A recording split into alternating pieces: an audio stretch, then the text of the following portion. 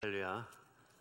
네, 또 주일이 돼서 이렇게 하나님 앞에 나오게 돼서 얼마나 감사한지 모릅니다. 우리 교회는 예수 그리스도로 충만한 곳입니다. 교회는 예수님의 왕 되심을 찬양하는 곳입니다. 우리에게는 왕이 있고 우리를 다스려 주신 그 예수님이 계신 것이 얼마나 감사한 일인지 모릅니다. 오늘 이렇게 예배 현장에 들어올 때까지 내가 내 마음속에 고민, 걱정, 근심, 또 우리 예배를 하기에 타당하지 못한 마음들, 생각들 여러 가지 가지고 들어온 것이 있는지 모르겠습니다. 그러나 우리 하나님의 임재 가운데 또 예수님의 면전에 서게 되면 이것들이 다 없어지고 또 놀랍게 또 믿음으로 변화하는 그런 시간이 될 줄 믿습니다. 오늘 한번 우주를 한번 생각을 해봤습니다. 왜 그러냐 하면은 요즘 지난주에도 아마존의 베이조스라는 사람이 얼마나 돈이 많은가 잠깐 나눴습니다만은 쓸 수 없을 만큼 많다. 그럼 그렇게 돈 많은 분들은 뭐에 돈 쓰나 한번 생각을 해봤습니다. 그랬더니 아마 부자들이 목돈으로 제일 많이 들이는 것이 뭐냐면 여행 비용인 것 같습니다. 근데 여행 비용 중에서 우주 나가는 비행 어마어마하게 든다 그럽니다. 그래서 우리가 알고 있는 것처럼 소련에 있는 소유주 프로젝트로 그 인터내셔널 스페이스 스테이션 그 국제 우주 정거장을 왔다 갔다 하는 비행기가 있었습니다. 그때 딱 한 자리가 남아서 갈 때마다 한 명씩 관광객을 태웠습니다. 그랬을 때 많은 미국에 있는 부자들이 거기에 한 명씩 갔습니다.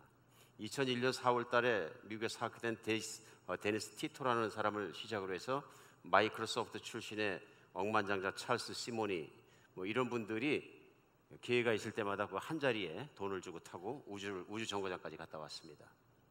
이제 이분들이 한번 여행할 때 든 비용이 아주 짧은 기간입니다만은 얼마냐면 가장 작게는 2천만 달러에서 4천만 달러 정도 내야지 여행 한 번을 할 수 있습니다. 우주를 경험하게 되는 거죠.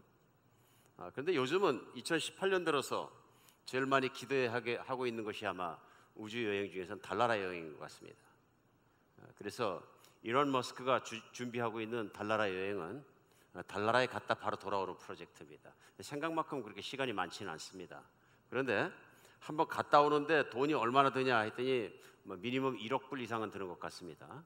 자꾸 주일날 설교 때마다 억불 뭐 이런 얘기해서 죄송합니다만 상상 가지 않는 저도 그런 숫자입니다. 우리가 생각해보면 어마어마한 숫자죠. 근데 부자가 그만큼 돈을 들여서 단기 여행을 갔다 온다, 그만큼 투자할 가치가 있다 이렇게 생각하는 것 같습니다. 실제로 그 여행을 준비하고 있는 그 회사의 또 회장이 그 얘기하는 걸 봐서는 두 사람이 이미 예약을 했을 뿐만 아니라 그 전 금액을 다 냈다. 아마도 제가 알기로는 1억 2천만 불 이상을 낸 것 같습니다. 한 번 여행에. 참 어떻습니까 여러분? 어떤 면에서는 얼마나 가고 싶었을까 그런 마음이 듭니다. 근데 사실 국가적으로 볼 때에도 미국이 나사에서 어마어마한 돈을 들여서 하는 프로젝트 중에 우리가 아는 것처럼 화성 탐사 프로젝트가 있습니다. 오래전부터 그 먼 거리를 어마어마한 돈을 들여서 탐사하고 있습니다. 탐사에서 최근에 큰 발견한 것이 뭐냐면 지난주까지는 화성의 표면은 물론 너무 추우니까 쇠도 얼어서 똑똑 부러질 그런 날씨인데요. 너무 추우니까 뭐 사람이 살 수 없는 것이 확인되는데 물도 없었는데 그 땅 속으로 깊이 몇 킬로 내려가면 물이 저장된 흔적이 있는 것 같다. 음파 검사를 통해서 그런 것으로 믿어진다. 뭐 그런 것이 발표돼 가지고 화성에 생명체가 살고 있다는 희망이다. 그래서 얼마나 세계가 반겼는지 모릅니다. 근데 화성이 얼마나 추운데 그 아래 뚫고 내려가서 몇 킬로 내려가서 거기에서 물이 있다 한들 그거 가지고 뭐 어떡할 것인지 생각해볼 문제이긴 합니다. 어마어마한 돈을 투자합니다. 기하학적인 금액들이죠. 그래서 사실은 미국이란 나라가 또 인류가 굉장히 큰 돈들을 그런 데 쏟아붓고 있습니다. 왜 그럴까요? 찾고 싶은 희망이요. 근데 우주를 나간 사람마다 이렇게 얘기를 들어보면 그 희망이라는 것이 별나라나 별이나 저 우주 속에 있는 것이 아니라 지구에 있다는 것을 발견하고 돌아온다. 실제로 우주선을 타고 나갔다 오신 분이 이렇게 말을 했어요. 처음 이륙할 때는 거의 아무런 느낌이 없었고 소리도 나지 않아서 조금 놀랬다. 밖에서 보는 것과 달리 우주선 안에서 로켓이 발사될 때도 조용했다. 로켓이 가속을 시작하자 몸이 점차 중력 가속도를 느끼기 시작했다. 그로부터 8분 50초가 지나자 엔진이 꺼지고 무중력 상태에 접어들었다. 눈앞에 연필들이 공중에 떠다녔다. 곧장 오른편 창문을 밖을 보자 어두컴컴한 우주와 둥글고 파란 지구가 눈에 들어왔다. 우주에서 보는 지구의 모습은 그야말로 환상적이었다. 그때 그 느낌은 결코 말로 설명할 수가 없다. 그러니까 8분 몇 초 만에 로켓을 타니까 팍 대기권을 뚫고 나가버렸는데 갑자기 엔진도 꺼지고 조용해지자 무중력 상태에 빠져버리는데 그때 우주는 보니까 캄캄하고 새카맣고 아무것도 안 보이고요. 보이는 거는 새파란 지구가 너무 멋있게 보였다는 얘기입니다. 실제로 달나라 여행을 해서 달나라 그 주변 궤도를 처음 돌았던 미국인 우주인 빌 앤더스가 한 말이 있어요. 뭐라고 했냐면요, 우리는 달을 탐사하기 위해 우주를 다녀왔지만 우리가 그곳에서 발견한 가장 중요한 것은 지구였다. 우리 한번 생각해 볼 필요가 있습니다. 지금 지구를 자기가 사는 곳을 가장 멀리 떨어져서 본 것이죠. 어릴 때부터 비행기만 쳐다보고 비행기 한 번도 못 타셨던 분이 소원을 가지고 나 저 비행기 한번 타봤으면, 그렇잖아요? 저도 어릴 때 갖고 있는 많은 꿈 중에 하나가 이제 비행기 타는 거였는데, 그래서 그 짧은 기간입니다만 비행기 조종사 생활을 잠깐 했습니다. 꿈이 이루어진 거죠. 근데 그게 꿈이 이루어지고 나니까 별로더라고요. 비행기 조종하서부터 시끄러워서 뭐 생각을 할 수가 없는 거예요. 근데 한 가지 분명한 게 있습니다. 그렇게 그리웠던 비행기를 조종학교 들어가서 처음 탔는데, 처음 타는 비행기를 관숙 비행이라고 합니다. 비행기 익숙해지기 위해서 조종사 후보생을 뒤에 태우고 이제 한번 보여주는 겁니다. 앞에 있는 교관이. 그래서 이제 교관 앞에 타고 저는 뒤에 타고 관숙 비행을 합니다. 올라가 가지고 이 먼저 대신 그 조종사가 온갖 멋있는 걸 다 보여주시는 거예요. 근데 너무 멋있었습니다. 이렇게 보니까. 한참 있다 보니까 이분이 장난기가 동하셨는지 올라갔다 내려갔다 뒤집었다 한참 하니까 막 다 올라와 버리던데. 그래서 천국과 지옥을 동시에 경험했던 것 같습니다. 그런 것이죠. 가보지 않은 세계 멀리서 봤으면 좋겠는 것, 내가 갈 수 없는 더 먼 세계를 나갈 수 있을까, 인간의 그런 그 도전과 기대는 계속되는 것 같습니다. 그런데 가장 중요한 것은 뭐냐면요, 우주여행을 아무리 멀리 나간다고 발견되지 않는 것이네요. 천국입니다. 천국은 이 부자들이 돈 주고 간다 그러면 얼마짜리일까요? 죽지도 않고 아프지도 않고 완전한 몸을 받으며 한 번 시민권을 받으면 영원히 유효하고, 거기에는 정말 착한 왕이 계셔서 항상 사랑으로 섬겨주시는 선한 왕이 계신 곳인데요, 그 나라에 시민권 따는데 얼마나 들어갈까요? 얼마면 내시겠습니까?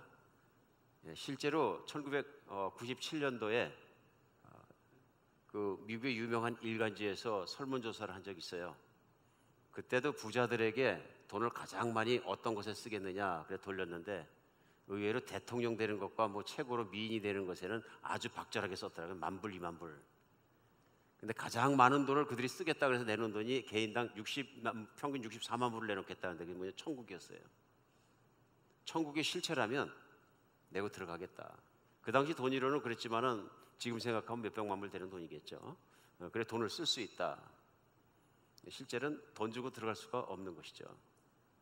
천국, 참 돈 주고 갈 수 없는 것이다. 근데 때로 우리가 살아가면서 그리스도인들도 천국에 대해서 내가 얼마나 현실적으로 그 가치를 생각하고 있는가 생각할 필요가 있습니다. 그래서 천국에 대해서 내가 그 가치를 현실적으로 느끼지 못하거나 깊이 생각하지 못하면 우리의 오늘 삶이 천국을 누리지 못하는 자로 살게 됩니다. 그래서 어떤 삶을 사냐면 세상 사람이나 똑같은 삶을 삽니다. 천국을 소유했는데 마치 천국이 없는 자 같이 살아간다. 그래서 세상 사람과 비슷한 삶을 살고, 그렇게 살다 보면 결국 삶이 세상 사람과 비슷한 삶의 종말로 끝나버리는데 후회의 삶을 끝내게 된다. 우리 지난주에서 오늘도 같은 본문입니다. 바로 우리가 잘 알고 있는 주기도문 본문을 가지고 마지막에 더 좋은 인생 두 번째 시간을 갖습니다. 이 얘기는 뭐냐 하면, 성경의 말씀대로 주님의 말씀을 좇아서 천국 백성으로 살다 보면 이 땅에 살고 있는 그리스도인의 삶이 갈수록 좋아진다는 얘기입니다. 갈수록 좋아진다. 이건 개런티하는 거죠. 그러니까 하나님의 말씀과 그분의 말씀을 따르면 우리 인생을 살아갈수록, 또 죽음의 시간이 다가올수록 더 좋아질 수밖에 없다, 그런 얘기입니다. 오늘 그래 만약에 그렇게 생각하지 않는 분이 계시면 특별히 우리 하나님 말씀에 잘 귀 기울여서 갈수록 좋아지다 맨 마지막에 제일 좋은 인생을 살아내는 여러분과 제가 됐으면 좋겠습니다. 특별히 지난주에는 우리 주기도문 말씀 중에서 하늘에 계신 우리 아버지여 그 이름이 거룩히 여김을 받으시오며, 그 말씀 가지고 첫 번째 시간을 나눴습니다. 그러면서 우리가 같이 나눈 것은 뭐냐면, 하나님은 거룩하시다. 하나님은 거룩하시기 때문에 그 안에 악이 없으시고 선만이시고 모든 것을 베푸시는 분이시다. 그래서 예수님께서도 예수님을 따르는 제자들에게 하신 말씀이 뭐냐 하시면, 너는 세상의 소금이라 세상의 빛이라. 그래서 그 빛을 사람들 앞에 비추어서 아버지께 영광 돌리게 하라. 그래서 이 땅 가운데 하나님의 거룩함을 드러내는 진짜 그리스도인들이 살아가는 삶은 뭐냐면, 더러운 삶이 아니라 거룩한 삶을 사는데, 거룩한 삶의 요체는 욕심을 이긴 삶. 이 땅에 있는 더러운 것은 뭐냐면, 욕심이 인간을 더럽게 하고 그 욕심을 따라 살면 그것은 인간이 결코 거룩해질 수 없다. 거룩한 종류의 사람은 한 사람밖에 없는데 누구냐 하면은, 하나님을 닮아서 하나님이 그 자신의 모든 것을 내어주신 같이 그 하나님을 사랑하기 때문에 내가 삶을 살아가면서 끌어모으는 것보다 나누는 데 관심이 많은 분들이다. 그래서 빛이 되는 삶이라는 건 무엇이냐면, 사람이 돈을 많이 모으고 큰 부자가 됐다고 해서 하나도 빛날 것 없다. 그것은 단지 증명하는 것이 있다면 그 돈이 어떻게 쓰여지냐에 따라 증명돼야지, 그 돈을 자기만을 위해서 가지고 있고 자기만 위해서 쌓은 거라면 오히려 더러운 것을 증명할 수 있다. 욕심, 이기심, 끌어모으는 것, 이런 것만 증명할 수 있다. 그러나 그 돈을 선한 목적을 향해서 잘 쓸 수 있고 다른 사람을 도울 수 있다면 그 돈을 쓰는 것이 빛이 된다. 우리 지난주에 나눴습니다. 그래, 인생을 살면서 우리가 하나님의 거룩하심이 비춰질 수 있도록 거룩한 삶을 살아가면 살아갈수록 갈수록 인생이 더 좋아진다. 오늘 두 번째 시간입니다.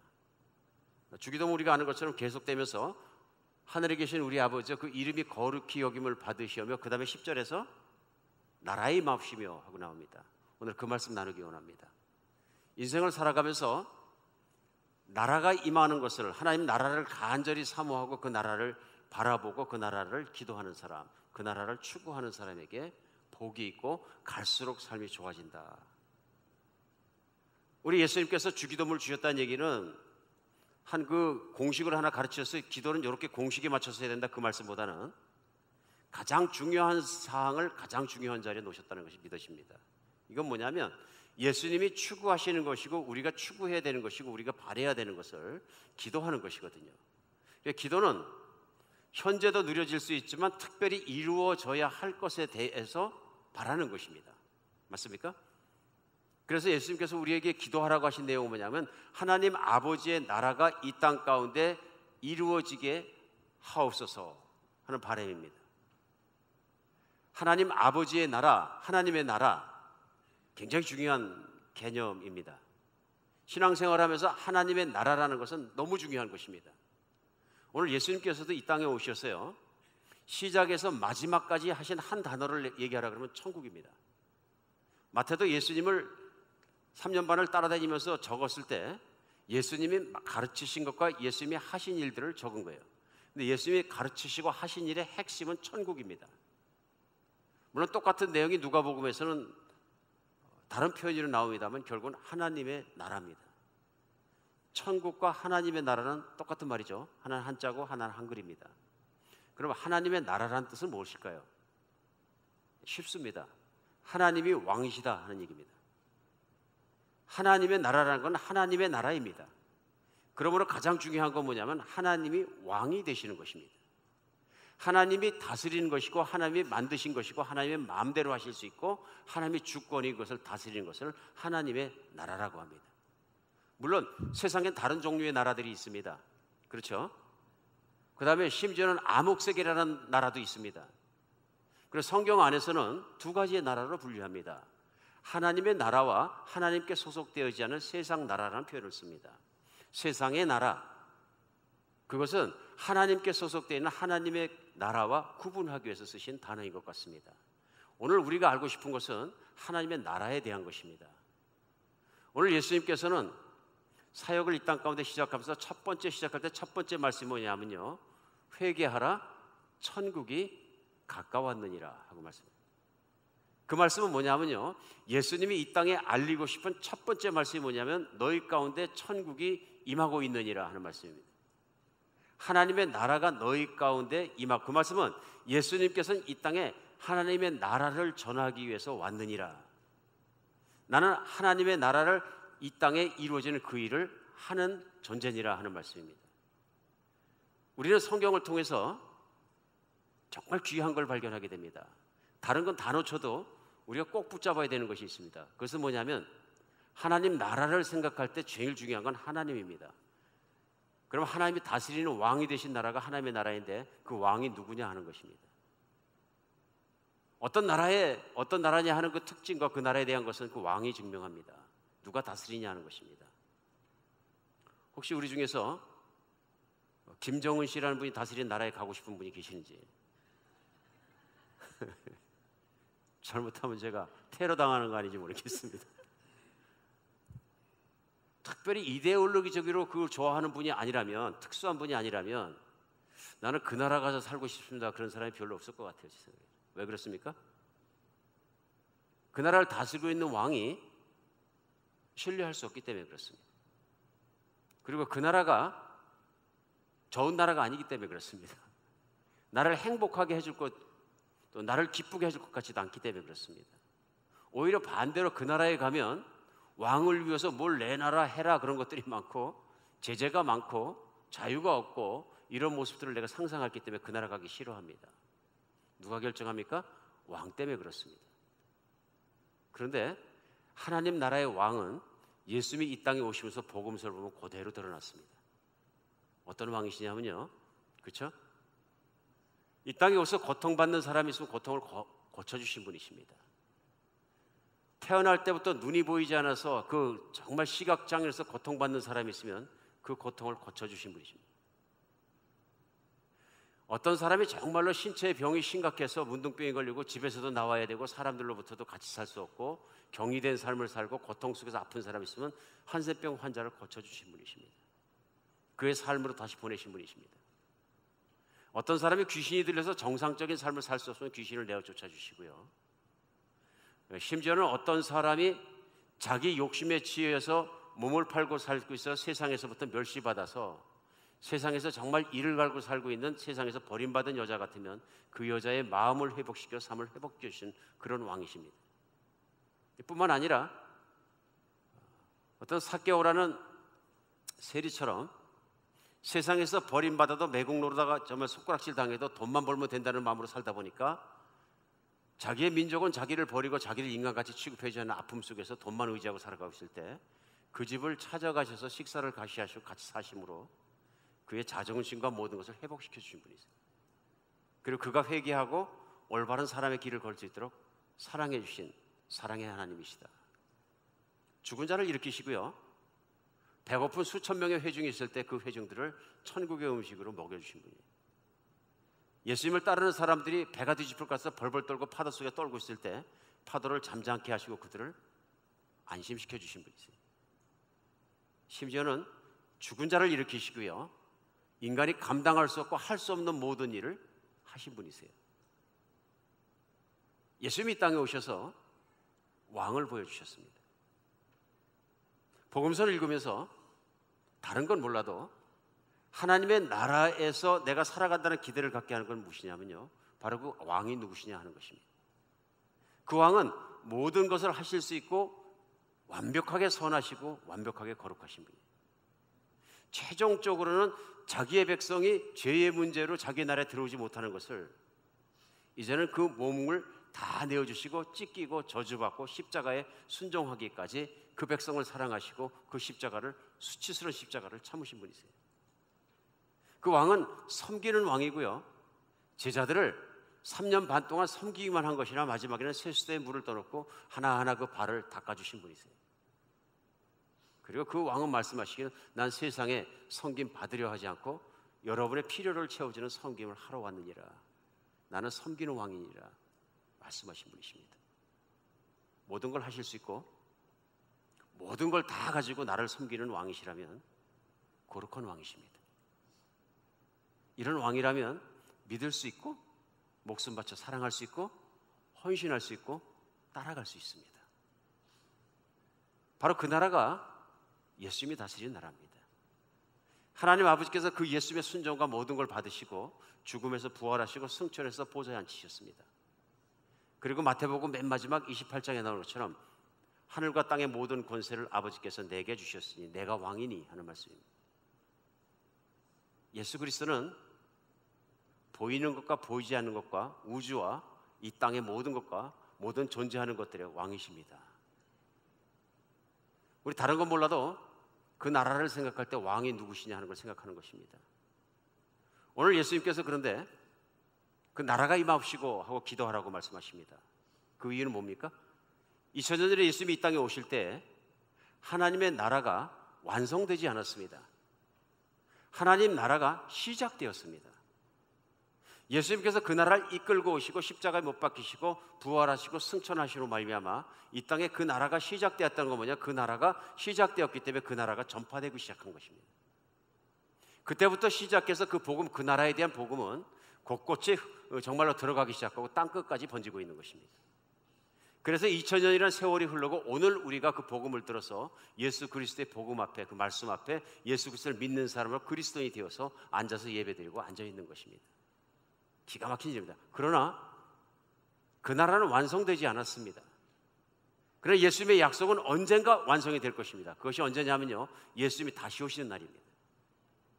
예수님이 다시 오시는 날은 예수님이 왕이시고요, 이 땅 가운데서 또한 우주와 모든 것 가운데서 그 이름 앞에, 그분의 보좌 앞에 무릎 꿇지 않는 생명은 하나도 없을 것입니다. 세상 나라도 다 없어질 것이고요, 오직 한 분의 왕만 존재하시는데 예수님이 모든 것의 왕 되실 것입니다. 우리는 그 시간을 무엇이냐면 바로 하나님의 나라가 온전히 임했다 이렇게 얘기합니다. 그것이 언제냐? 아무도 모릅니다. 하나님만 아십니다. 그것이 언제냐? 오늘일 수 있습니다. 오늘 주기도문에서 기도하라고 하셔서 예수님께서 너희는 이것을 위해서 기도하라 했을 때 그 나라가 임하옵시며 하고 기도하는 것은 오늘이라도 예수님께서 재림하셔서 다시 오셔서 이 세상의 왕으로 통치하시옵소서 하는 겁니다. 그러니까 우리가 갈수록 좋은 인생을 살려고 그러면 진짜 중요한 게 뭐냐면요, 예수님이 오늘이라도 재림하시고 통치해 주는 것을 바라는 간절한 바람의 마음입니다. 그러니까 내가 믿음이 얼마나 있느냐, 내가 인생을 바로 살 수 있느냐, 그 가름대가 무엇이냐면요, 내가 얼마나 예수님이 재림하시는 걸 내가 소망하고 있느냐 하는 것입니다. 이건 거짓말할 수 없는 믿음입니다. 내가 믿음 좋다고 생각하면서 만약에 내가 오늘도 예수님이 재림하시는 걸 간절히 소망하고 기다리고 있지 않다 그러면 나는 세상에 잠든 것입니다. 예수님이 제자들에게 이것을 굉장히 강조를 하셨어요. 그리고 마태복음 6장에서 오늘은 주기도문 주신 말씀을 나누고 있습니다. 산상순 속에서 마태복음을 끝으로 가면서 24장 거의 끝날 무렵에 예수님께서 제자들에게 간곡히 당부하신 말씀이 있어요. 마지막 시대에는 환란이 있고 유혹이 있고 험한 세상을 살게 될 것인데 그때는 깨어있어라 말씀하셨어요. 깨어있어라. 근데 깨어있어라 말씀하신 이유는 왜 그러느냐면요, 마지막 시대에는 세상이 음란하게 세상 것을, 세상 나라를 사랑하고 살아갈 것이다. 그래서 마태복음 24장 37절로 39절에 마지막 시대에 살아가는 사람의 모습이 이럴 것이다 하고 말씀하셨어요. 37절에 노아의 때와 같이 인자의 임함도 그러하리라. 홍수전에 노아가 방주에 들어가던 날까지 사람들이 먹고 마시고 장가들고 시집가고 있으면서 홍수가 나서 그들이 다 멸하기까지 깨닫지 못하더니 인자의 임함도 이와 같으리라. 똑같다 그러니 인자는 누구냐면 예수님인데요, 왕이시죠. 두 번째, 왕이 오셔서 그 나라가 온전히 임하는 날에 오실 때에 그 직전까지, 예수님이 이 땅에 오신 건 순간입니다. 그 직전까지 사람들이 살아가는 모습이 뭐냐면 노아의 방주의 시절에 사람들이 홍수로 죽기 직전까지, 비가 쏟아지기 시작하고 죽기 직전까지 살았던 것처럼 그렇게 살 것이다. 무슨 얘기입니까? 마치 이 땅의 삶이 영원한 것처럼 살아갈 것이다. 노아의 시대에 하나님께서 노아 보고 방주를 지어라 그러고 노아가 걸린 시간이 120년입니다. 그런데 성경을 읽다 보면 노아는 프리처다, 설교자다 이렇게 나와 있습니다. 설교자는 하나님의 복음을 전하는 사람입니다. 좋은 소식을. 노아는 분명히 다니면서 사람들에게 말했을 것입니다. 이제 하나님의 심판의 때가 다가온다. 다 회개하라. 그리고 방주를 타라. 그리고 스스로는 산 중턱에다 방주를 짓기 시작한 거예요. 사람들이 그 말을 얼마나 비웃었을까요? 배는 바닷가에 져야 되는 건데 높은 산 중턱에다가 배를 지면서 와서 방주 공사를 함께하고 방주를 타라고 얘기한다면 사람들이 얼마나 웃었겠습니까? 방주가 완성되고 동물을 태우고 자기 가족들을 실었습니다. 문을 닫자 비가 쏟아지기 시작했습니다. 근데 오늘 예수님 말씀은 문을 닫고 비가 쏟아지기 시작하기 직전까지 사람들이 하고 물이 차오르고 산 꼭대기로 차오를 때까지 사람들이 한 일이 뭐냐면요, 먹고 마시고 장가가고 시집가고. 얼마나 당연한 일입니까? 인간의 삶에서는 없어서는 안 되는 일입니다. 그렇죠? 하나님이 주신 복이고요, 하나님이 그렇게 살라 그랬고요, 생육하고 번성하라고 말씀하신 내용이에요. 근데 문제는 뭐냐면 먹고 마시고 시집가고 장가가는 일이 인생의 모든 것이 돼버린 것입니다. 근데 모든 것이 되고뿐 아니라 노아의 사건이 나오는 창세기 6장에 보면 사람들이 타락해서 자기 욕심을 채우기 위해서 성적인 타락이 이루 말할 수가 없었다.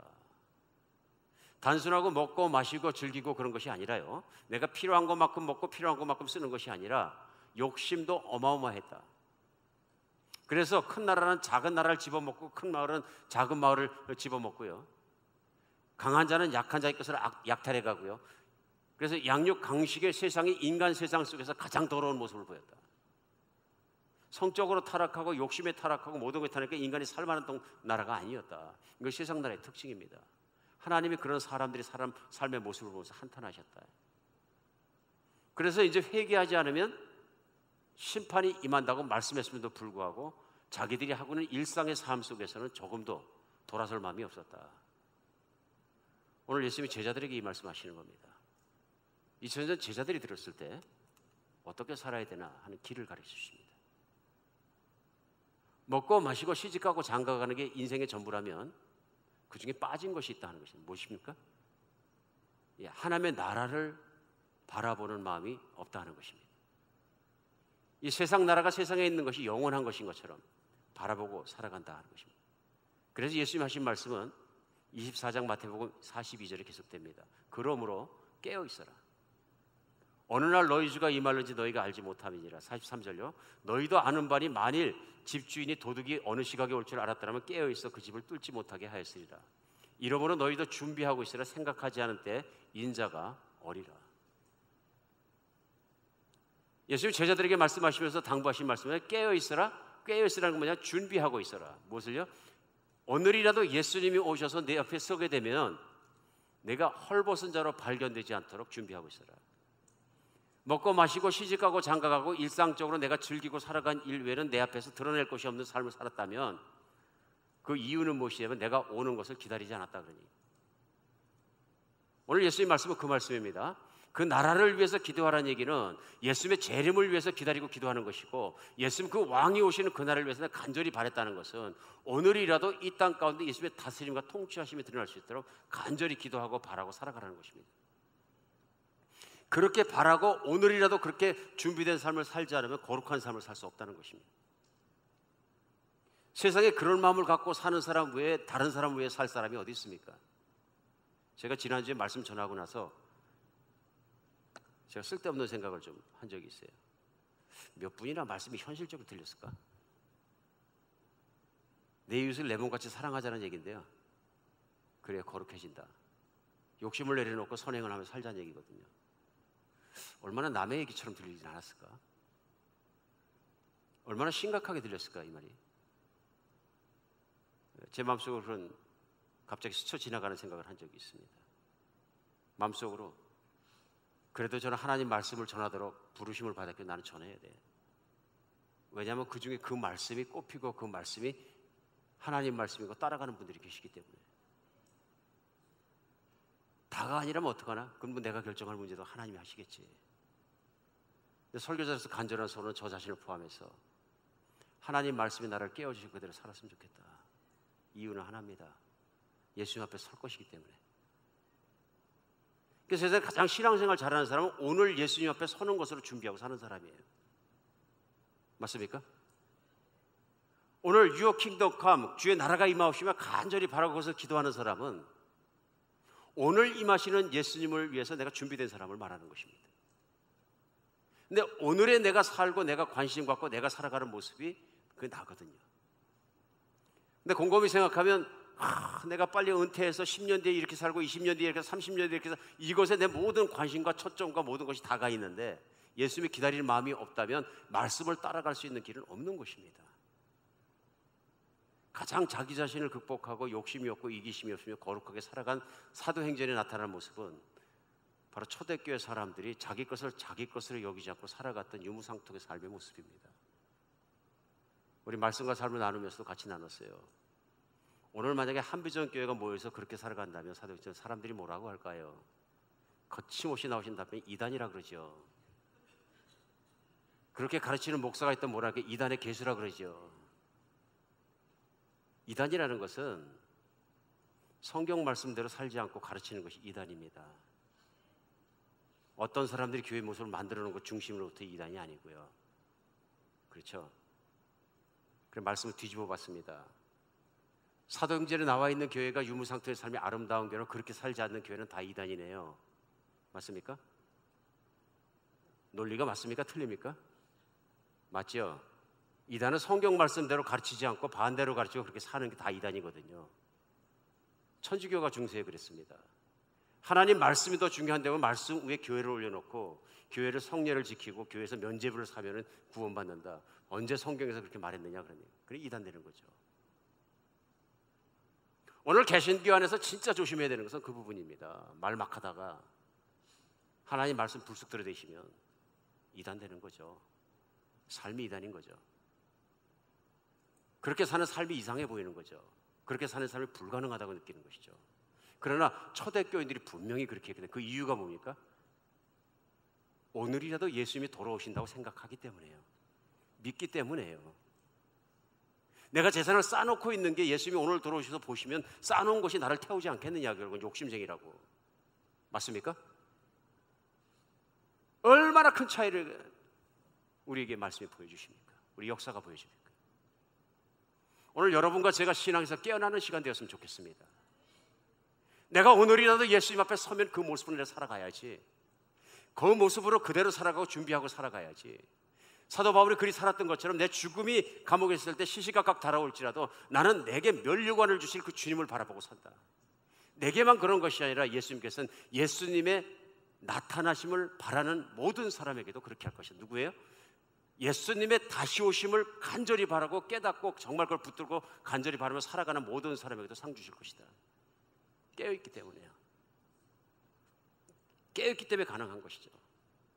잠들어 버리면 이런 삶은 우스꽝스러운 삶이라 그럴 것입니다. 미쳤다 그럴 것입니다. 심지어는 극단적이지도 못해서 이단이다 막 얘기할지도 모릅니다. 왜? 세상이 어쩌면 교회의 잘못된 가르침들이 그렇게 가르치고 있기 때문이에요. 마치 세상에 있는 것이 그 현질에 즐기는 것이 하나님만의 유일한 브레싱인 것처럼 잘 되는 나, 세상에서 잘 쭉쭉 나가는 나를 계속 강조하고 있기 때문에 그런 것이죠. 깨어있지 못하면 예수님 말씀을 경계하십니다. 내가 죽을 것이다.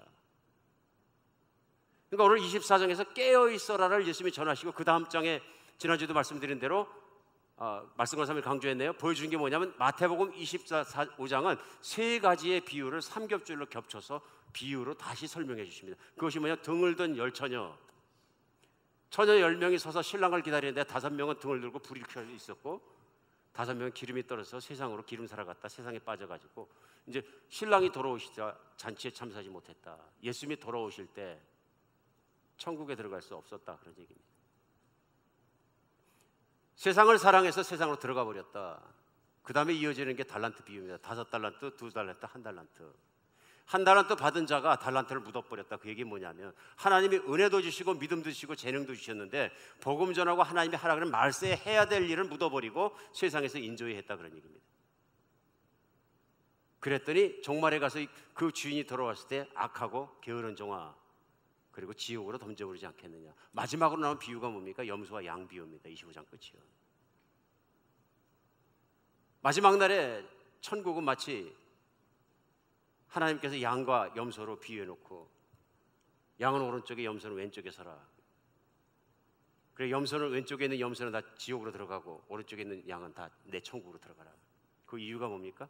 내가 목마를 때 물을 주고 배고플 때 밥을 주고 추웠을 때 옷 입히고 감옥에 갇혔을 때 찾아와서 위로하고 내가 정말로 나에게 좋은 일을 하였다. 언제요? 그러니까 가장 작은 자에서 내게 한 선행이 바로 그걸 한 것이다. 심각하게 생각해봐요. 욕심을 가지고 이기심을 가지고 세상에 인조하는 게 다한 것처럼 신앙생활 해갖고는 안 된다. 예수님이 돌아오시는 것을 간절히 기다리는 모습으로 살아야 한다. 그것이 깨어있는 것이다. 그냥 예수님을 바라보는 것뿐만 아니라 그 다음에 그분의 재림, 왕으로 오시는 것을 바라는 여러분과 제가 됐으면 좋겠습니다. 초림하실 때는 구원자의 모습으로 오셨습니다. 다시 오실 때는 성경 분명 왕의 모습으로 오십니다. 그 나라의 완성되는 날입니다. 그 나라가 임하오시며 완성되는 그 날에는 보좌에 앉으시고 모든 무릎이 그 앞에 꿇어질 것입니다. 원하든 원하지 않던 세상 나라의 왕이든 누구든 다 무릎이 꿇어질 것입니다. 그때는 무릎 꿇을 필요도 없고 그냥 무릎이 꿇어질 것입니다. 왜냐하면 그분이 왕이시기 때문에. 그날에 내가 그분 앞에서 어떻게 발견되냐 하는 것은 오늘 나의 신앙의 또 생각의 삶의 태도에 달려 있습니다. 그날을 정말로 기다리며 살아가며 준비돼 살아가는 여러분과 제가 됐으면 좋겠습니다. 오늘 그런 날을 내가 바라보고 그분의 재림을 바라보고 살아가면서 이 땅 가운데 내가 두 번째 할 일은 뭐냐면요, 그 복음을 전파하는 일입니다. 왜냐하면 그것이 예수님의 뜻이기 때문에 그렇습니다.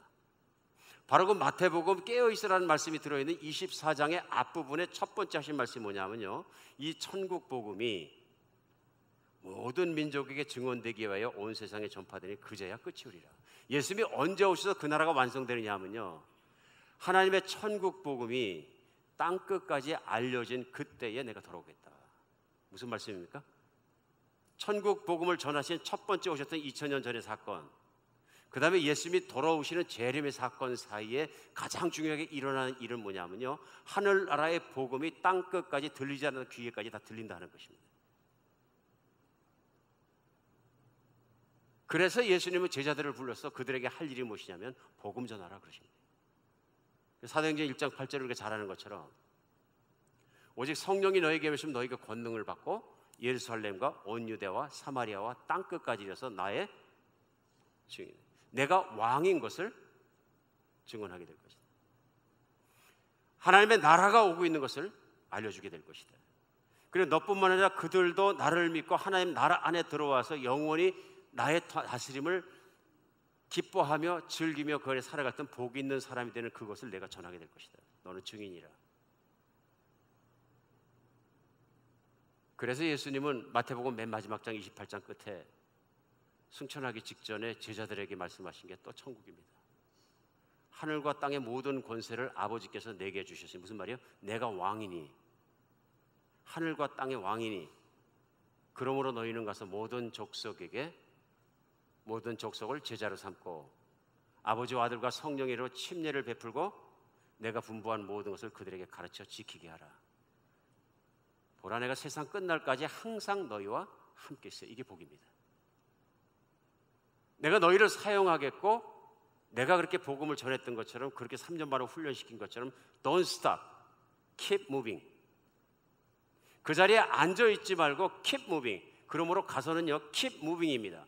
예수님은 3년 반 동안 반복해서 끊임없이 가르친 게 뭐냐면 고을마다 마을마다 도시마다 되면서 천국이 가까워하니라 회개하라. 천국은 이런 것이다. 천국을 보여주시고 가르쳐주시고 증거해주시고 확인해주시고 천국을 들어올 수 있도록 보여주시고 나중에 십자가에 매달리시기까지 그 일을 하신 거예요. 제자들은 3년 반 동안 그 일을 보고 천국 전하는 일에 동참한 사람들이에요.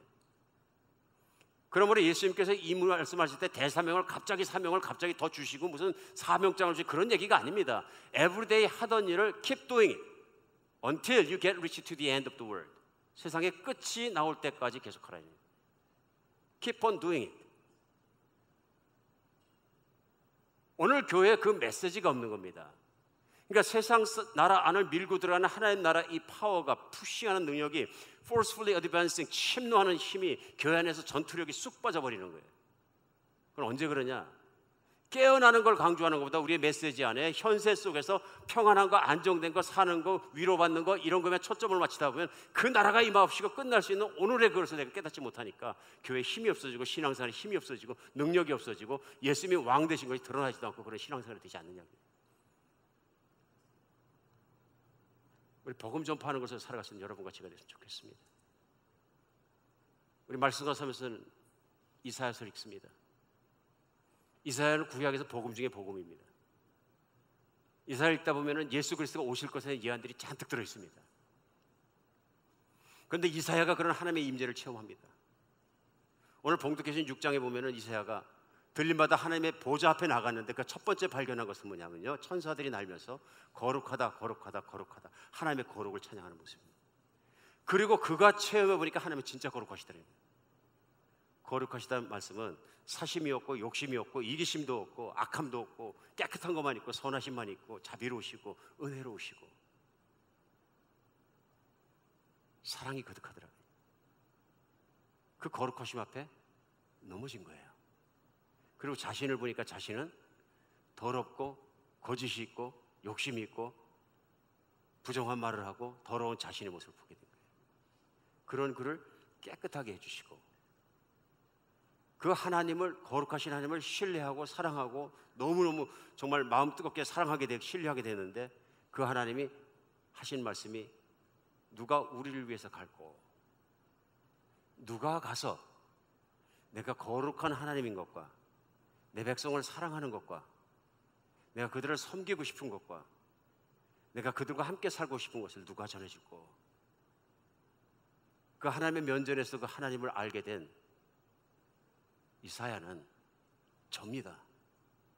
제가 하나님을 보았고 제가 하나님을 체험했고 저를 보내주십시오. 그 좋으신 하나님을 전하겠습니다. 이사야서는 하나님의 성품에서만 나올 수 있는 희망의 메시지로 가득합니다. 물론 세상 사람들이 살아가는 악한 것을 드러내는 메시지도 있지만 전국으로 갈수록 이사야는 끊임없이 하나님의 나라에서 일어날, 이번 주에도 그 암송을 합니다만, 내가 내 거룩한 산에서, 내가 내 거룩한 임재 속에서 그 나라가 임하면 무슨 일이 일어나느냐. 해함도 없고 상함도 없고 이제 하나님을 아는 지식이 물이 바다를 넘친같이 이 온 땅에 충만해질 것이다. 하나님을 아는 지식이, 이사야가 하나님을 체험한 것처럼 마지막 날에는 하나님을 아는 것이 충만해질 것이다. 언제입니까? 예수 그리스도가 이 땅에 오셨을 때는 그분이 얼마나 자유로우신지 자비로우신지 사랑이신지 인생들의 헌신되셨는지 겸손하신지 깨끗하신지 얼마나 아름다운 왕이신지 거룩한 왕이신지를 세상에 보여주시고 세상이 알 것이다.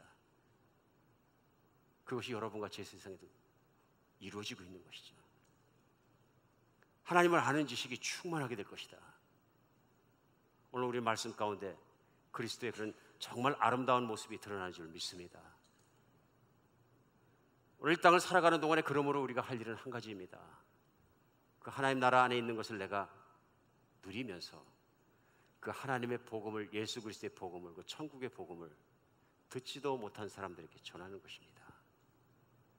여러분과 제가 이렇게 살아가고 있는 이 순간에도 인도 땅에는 최저 생계비 이하로 살아가는 사람의 숫자가 미국 전체 인구의 숫자보다 많습니다. 이들의 최고 생계비라고 하면 하루에 $2가 안 되는 돈으로 생존하는 것입니다. 우리가 키우는 개와 고양이만도 못한 것을 먹어야 합니다. 지난 한 주간에만 전 세계에서 5만 명이 에이즈로 죽었습니다. 지난 한 주간에만 10만 명의 아이들이 굶주림으로 병이 생겨서 죽었습니다. 지난 한 주에만 수만 명의 사람들이 성노예로 팔려갔습니다. 지난 한 주에만 수도 헤아릴 수 없는 사람들이 예수 그리스도의 이름을 들어보지 못한 채 죽었습니다. 예수님 모든 민족에 전하라고 2000년 전에 말씀하셨지만 이 땅에 사는 수십억은 아직도 예수님의 이름도 들어보지 못했습니다. 그런데 오늘날도 수많은 발전된 나라에 살고 있는 우리 그리스도인들은 선교사들이 있으니까 선교사를 가라 그러세요 하고 생각하고 있는지 모르겠습니다. 사랑하는 여러분, 하나님 나라가 남의 일이 되지 않았으면 좋겠습니다. 우리 주님이 이 땅에서 재림하시면 그분의 나라가 이루어질 텐데, 우리 인생의 가장 목숨 걸만한 일은 예수님이 왕 되신 그 나라를 전하는 것입니다. 예수님이 왕 되신 그 나라를 함께 기도하고 바라고 그 나라 안에 기대하며 살아가는 것입니다. 오늘 말씀이 우리 심장에 하나님의 말씀으로 떨어졌으면 좋겠습니다. 내 삶을 다시 한번 돌아보면서 진짜로 내가 오늘이라도 오시는 예수 그리스도 앞에 준비된 사람으로 살았으면 좋겠습니다. 우리 그 모습이 되지 않으니까 손가락보다 작은 문제 가지고 인생을 씨름하고 혼자 감정을 가지고 뒤척뒤척하고 하는, 자기를 벗어나지 못하는 신앙생활이 계속되는 것 같습니다. 그 나라를 생각하고 그 나라를 바라보며 복음을 위해서 살아갈 수 있는 여러분과 제가 됐으면 좋겠습니다. 우리 영혼이 화들짝 깨어나는 주일이 되었으면 좋겠습니다.